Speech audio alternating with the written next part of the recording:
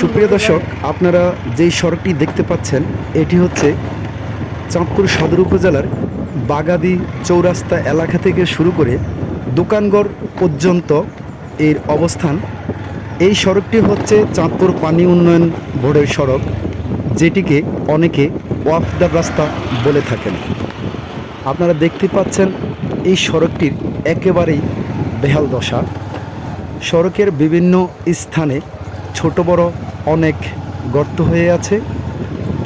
আপনারা দেখতে পাচ্ছেন যে আসলে সড়কের কোথাও তেমন কোনো পিচ ডালাই নেই, যার কারণে বিভিন্ন স্থানে গর্তের সৃষ্টি হয়ে যানবাহন চলাচল করতে খুবই দুর্ভোগ পোহাতে হচ্ছেন চালকদের।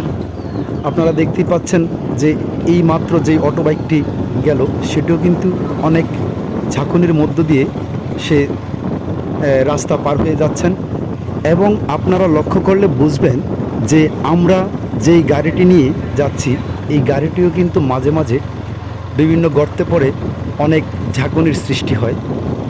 এই সড়কটি নিয়ে দীর্ঘদিন যাবৎ অনেক ভুক্তভোগীরা অভিযোগ তুলছেন যে গত 1-1.5 বছর ধরে এই সড়কটির তেমন কোনো পূর্ণ সংস্কারের কাজ করা হয়নি।